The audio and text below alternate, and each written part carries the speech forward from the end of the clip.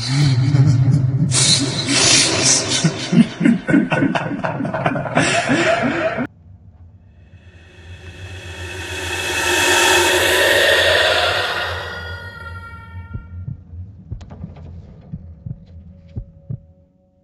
first big skiing trip ever was with my friends Angel, Amy, and Jessica, and we all flew to Colorado.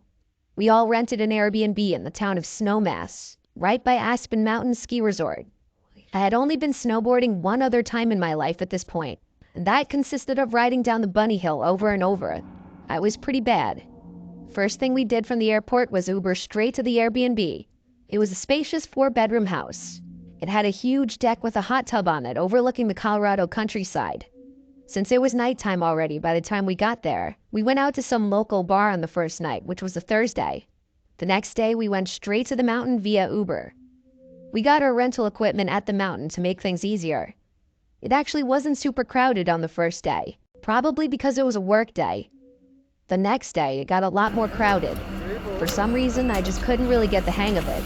I couldn't make it down a slope without falling at least a few times. At a certain point, I was so fed up that I just sat on the side of a slope to catch my breath and take a break. Meanwhile, a bunch of people zoomed past me, even little kids that made it look easy. Then came this man who seemed like he didn't really know what he was doing either. He came up to me and asked if I'm okay, and he started trying to make conversation with me. It was the weirdest spot to make conversation, so after a few seconds of answering his questions, I got up and said nice talking to you, and resumed trying to snowboard down the mountain. This mountain was a blue run, meaning it was a longer slope to get down and slightly more difficult than a green. I stopped again a little further down the mountain to take another break. I really wasn't having fun. To my dismay, I saw that guy from before approaching me again.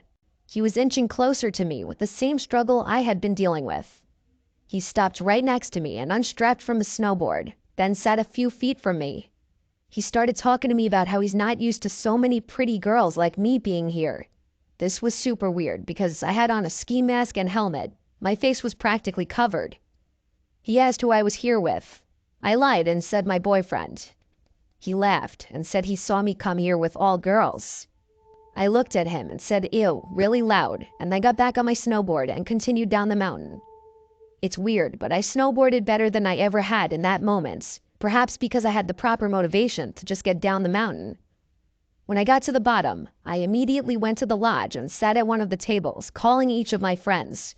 Amy was the first one to pick up. I explained what just happened and asked her to just come sit with me.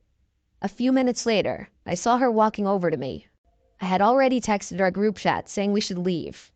It was already around 3 o'clock anyway. We'd been there a few hours. When Angel and Jessica finished whatever run they were on, they met us back at the lodge. We returned our rental gear and then Ubered back to the Airbnb. We all showered and changed and then headed out to the village for dinner. We then went out to a few of the local bars afterward, and we got decently drunk. When we came back to the Airbnb, we all four went into the hot tub on the deck and drank more alcohol. After a while of that, we all eventually went to our rooms to go to sleep. I'm basically an insomniac, and I stayed up on my phone for over an hour scrolling on TikTok, even as I was still buzzed. I wasn't tired, and this was a very, very good thing that may have saved us. I heard footsteps out in the common area, either the living room or the kitchen. The Airbnb had wood floors throughout. Initially, I thought it was one of the girls going to the bathroom or getting water. But then I heard the doorknob to my door twisted. I sat up and was about to say one of their names, but I stopped myself because why would one of them be trying to come into my room? I instantly went to the group chat to text everyone and ask who that is. Nobody answered. They must have been asleep. I tiptoed to the door and put my ear up against it. I heard footsteps moving around. When it went quiet, I ever so quietly unlocked the door and twisted the doorknob. I pushed the door open as gently as I could, and I peeked into the living room. I looked from corner to corner until I saw a tall black silhouette walking from one door to the other. It was a man for sure. He was trying to get into one of our rooms. I wanted to scream out to my friends to warn them, but I stayed silent because I was too scared.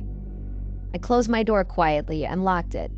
I prayed to God everyone had their doors locked. 4 girls in one Airbnb though, of course we did. I called 911 quietly and whispered the entire time into the phone. That's when I heard the light knocks on my bedroom door.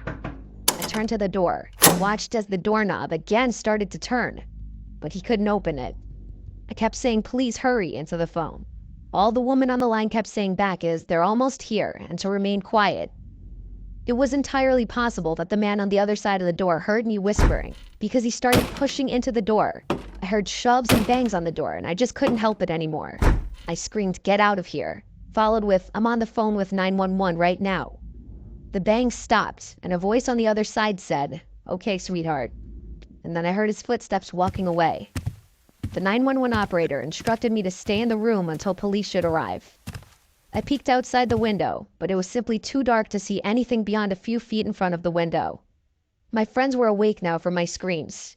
I told them all to stay in their rooms. Police finally got there about 5 to 10 minutes later, and they came right into the Airbnb since the door was unlocked. Once it was confirmed the intruder was gone, they ensured every entry point was locked and secured, and they left. Sleeping after that was difficult. Of course, the idea came up that it was that creepy man from the mountain who was following me, and I do believe that's a possibility. The voice could have been a match, honestly. After working out a partial refund with the Airbnb host, we spent Sunday traveling the area instead of snowboarding again, and we stayed at a small motel Sunday night. We flew home Sunday morning.